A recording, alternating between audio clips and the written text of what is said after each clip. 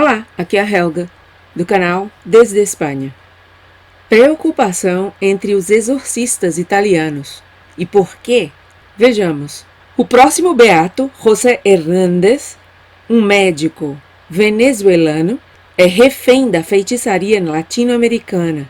Isso conta Andrea Cionti em seu blog, no meio de comunicação libero-cotidiano.it. O artigo intitula-se, já traduzido para o português, Entre a Pachamama e a Santeria, as relações perigosas com os cultos pagãos da Igreja de Bergoglio. O artigo foi publicado no dia 17 de julho de 2020, última sexta-feira, hoje são 20 de julho. E diz assim aquele artigo: Bergoglio beatificará o favorito da bruxaria latino-americana, e a Associação Italiana de Exorcistas lança o alarme. O episódio faz parte de uma longa e perturbadora cadeia de relações perigosas da igreja neo-bergogliana com cultos exóticos e pagãos estabelecidos na esteira da chamada inculturação. Com inculturação, nos referimos à prática de proclamar o evangelho aos povos indígenas, respeitando, na medida do possível, seus costumes e sua mentalidade. Só que, como muitas vezes acontece em vários contextos, hoje em dia, boas maneiras são uma coisa, mas outra coisa é ceder, distorcendo o que se quer propor. Mas vamos em ordem. Há cerca de 3 semanas, foi publicada a notícia da próxima beatificação de um grande médico venezuelano, o venerável José Gregorio Hernández Cisneros, que colocou sua medicina à disposição do povo pobre, como os santos Giuseppe Moscati ou Ricardo Pampuri. O enorme problema é que, há muito tempo, a santeria apropriou-se dessa personagem. A santeria é uma forma de bruxaria muito difundida na América do Sul que requer o sacrifício de animais, doações de almas e, em casos extremos, até mesmo a mutilação humana. Foram os escravos africanos que criaram esta forma de sincretismo que substituiu os santos da religião católica pelas antigas deidades pagãs, um disfarce para continuar a rezar a seus deuses sem ser incomodados. A santeria, e aqui o autor se refere especificamente à santeria venezuelana, diz ele, a santeria tem 21 cortes espirituais, encabeçada pelos 3 grandes poderes do espiritismo, a rainha Maria Leonza, o negro Felipe e o índio Guaycaipuro. E aqui eu faço um parêntese nesta leitura para mostrar esta página aqui. É um blog, creio, chamado madremarialeonza.blogspot, sim, é um blog, .com. Chama-se Cortes Venezolanas, Oraciones, Histórias e Leyendas. Fala aqui das tais cortes venezuelanas, às quais se referia o autor que venho lendo, Andrea Cionti. E o que diz aqui sobre a tal corte, as 21 cortes espirituais venezuelanas?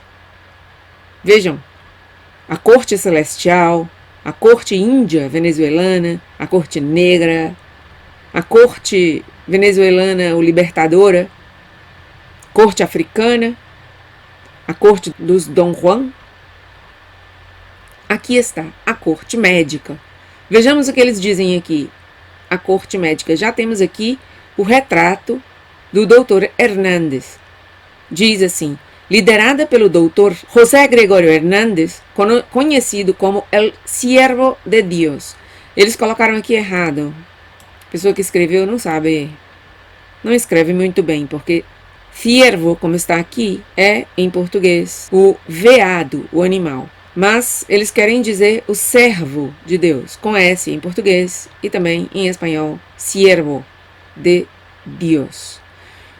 Então, vejam bem, não é o único que forma essa, bom, como é uma corte ou um tribunal médico, ele é um dos, na verdade, o que lidera, que está escrito, liderada pelo Dr. José Gregorio Hernández, mas há outros, Dr. José Maria Vargas, Dr.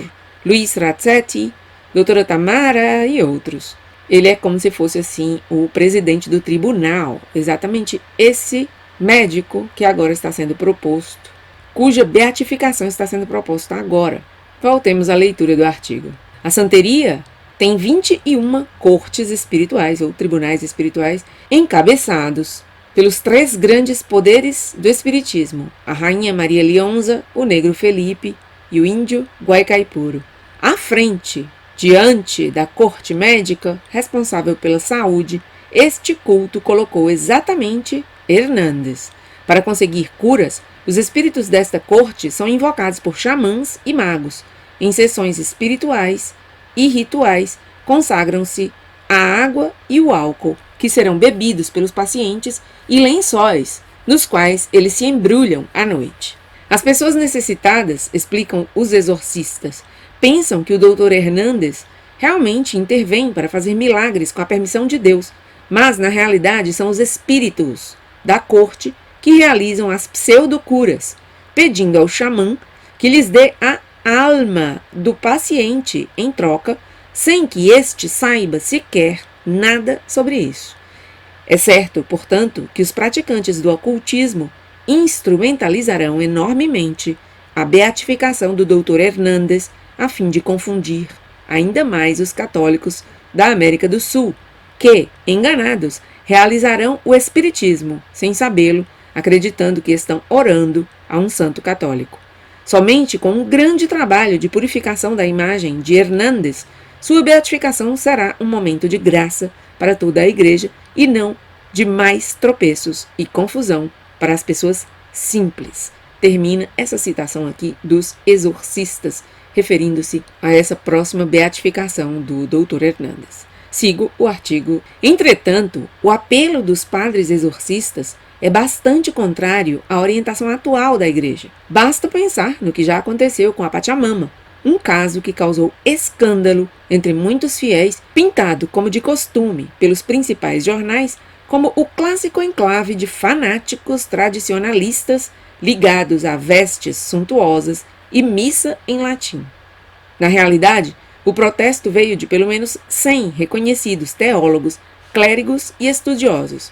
Para eles, segundo Il Mensageiro, Felipe Arizmendi Esquivel, bispo de San Cristóbal de las Casas, México, declarou-lhes, abre aspas, alguns condenam esses atos como se fossem uma idolatria, uma adoração à Mãe Terra e outras divindades. Não houve nada disso. Elas não são deusas.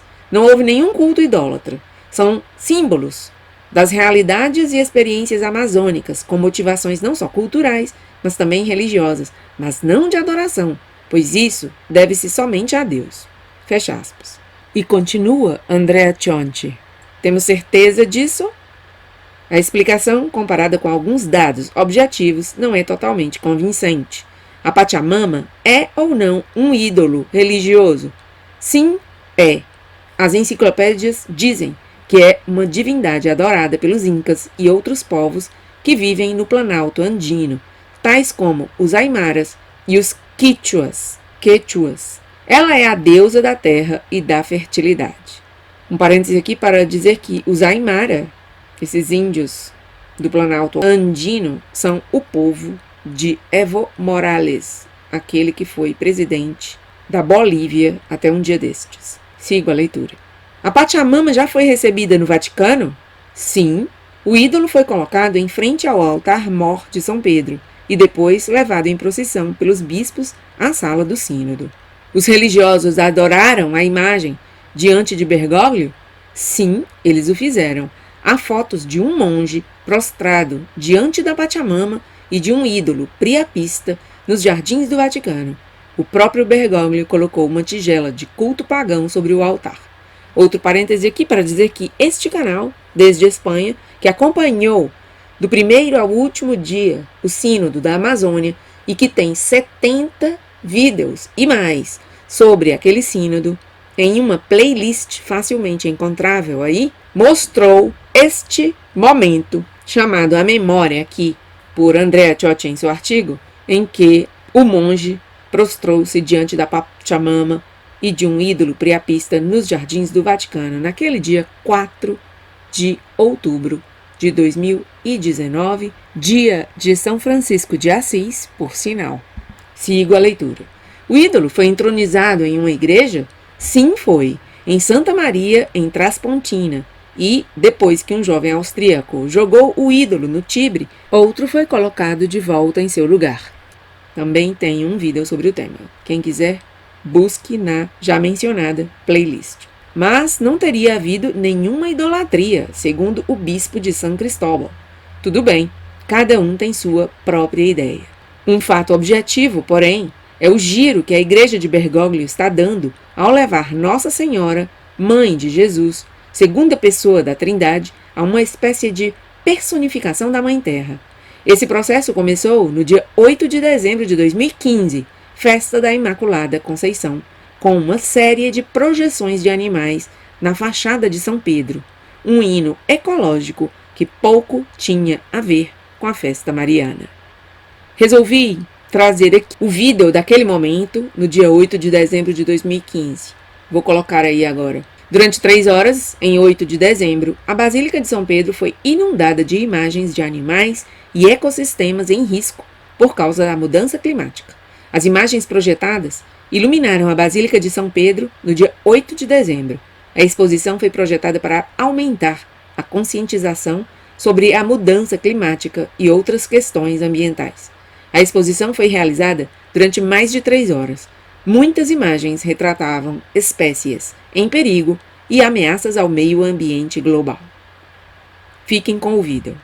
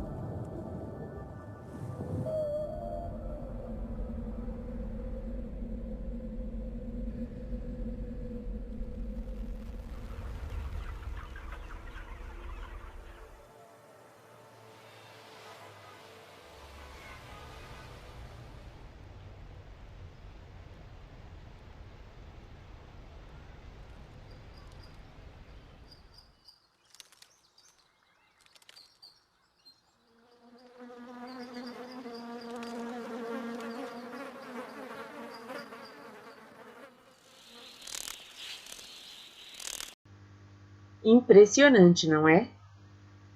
Os efeitos especiais, esse tipo de coisa faz-me lembrar aqueles vídeos preparados pela ONU e também pelo World Economic Forum, duas instituições sobre as quais eu venho falando no meu canal e que trabalham, como sempre digo, junto com Francisco. Aí está a Basílica de São Pedro como cenário de filminhos semelhantes aos da ONU e do Fórum Econômico Mundial. Volto ao artigo. Afinal, essa mania de associar a Virgem ao culto pagão da Mãe Terra era típica de Enzo Bianchi, um monge leigo e maître à pensée teológico do Pontificado de Bergoglio. Libero Quotidiano foi um dos primeiros jornais nacionais, isto é, italianos, a identificar descontinuidades marcantes entre o pensamento de Bianchi e a doutrina católica. E eu vou fazer aqui uma parada, mais uma vez, para mostrar aqui Enzo Bianchi. No Wikipedia, encontramos esta entrada: Comunidade Monástica de Bose, oficialmente em italiano Comunità Monastica di Bose, comumente chamada Comunidade de Bose, é uma organização religiosa cristã interconfessional de monges formada por homens e mulheres de diversas confissões cristãs, cujo objetivo é o diálogo ecumênico e a convivência entre as diferentes denominações. Foi fundada pelo leigo católico italiano Enzo Bianchi em 1965. Os religiosos deste instituto são conhecidos como monges de Bose. E aqui está a fotografia dele, de Enzo Bianchi, e essa comunidade foi fundada aqui, ó, como está escrito aqui, Bose, em Magnano, na Itália, em 1965, como já dito, e está presente em Israel e na Itália. Atividades de vida contemplativa, ecumenismo, trabalho para o sustento. E eles têm uma página web também, Monastério de Bose, aqui está, inclusive com traduções para o português. Bose é uma comunidade de monges e monjas provenientes de várias igrejas cristãs que procuram Deus na obediência ao Evangelho, na comunhão fraterna, no celibato. Permanecendo junto à humanidade, coloca-se ao seu serviço. Bom, mas vejamos quem é Enzo Bianchi, segundo Andrea Cionti, nesse artigo que eu leio. Afinal, essa mania de associar a Virgem ao culto pagão da Mãe Terra era típica de Enzo Bianchi, um monge leigo e maître à pensée teológico do Pontificado de Bergoglio. Libero Quotidiano foi um dos primeiros jornais nacionais italianos a identificar descontinuidades marcantes entre o pensamento de Bianchi e a doutrina católica. Após alguns meses, o prior de Bose foi torpedeado, mas, estranhamente, não por causa dos conceitos teologicamente criativos que ele vinha propagando há 30 anos, mas por causa de brigas internas dentro de sua comunidade.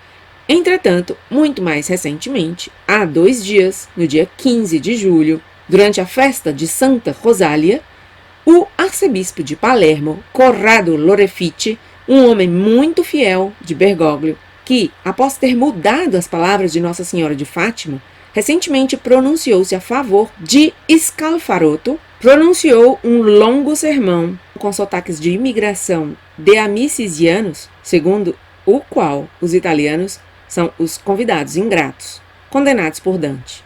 Bom, faço um parêntese aqui para explicar esse parágrafo.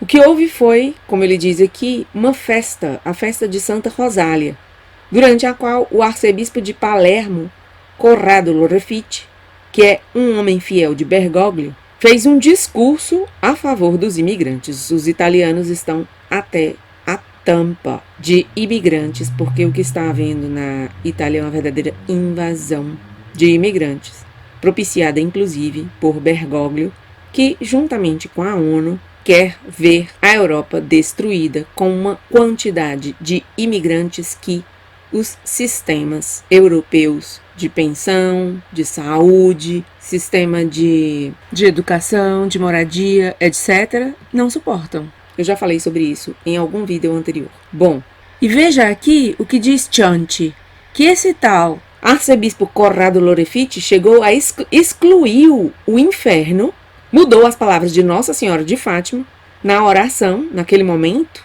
dessa festa de Santa Rosália, excluindo o inferno daquela parte que diz: livrai-nos do fogo do inferno, levai as almas todas para o céu, na famosa oração que todos os católicos conhecemos. E diz também aqui que esse tal arcebispo de Palermo, Lorefice, pronunciou-se recentemente a favor do projeto de lei de Scalfarotto.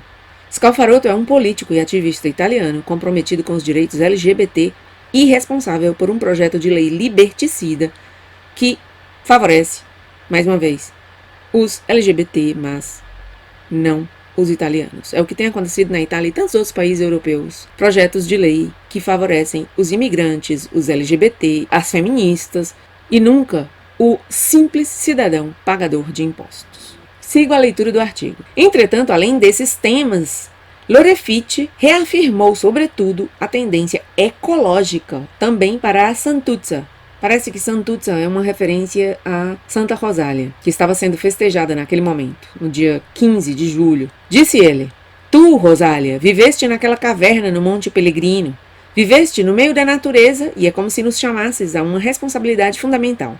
A terra, tu, pobre entre os pobres, sinal de uma pobreza planetária, como diz um papa, que não por acaso tem o nome de São Francisco, etc. Entretanto, segundo alguns fiéis, algo sarcásticos, a santa padroeira, que deveria proteger-nos das tempestades, algumas horas depois, lembrou dramaticamente ao bispo Lorefitte a importância da mãe água com um terrível e inexplicável aguaceiro. Então, Chonti coloca o discurso do bispo, comentando o seguinte: no YouTube, a aparição do bispo deu lugar a umas 60 opiniões, 0 likes, 30 dislikes e pedidos de demissão.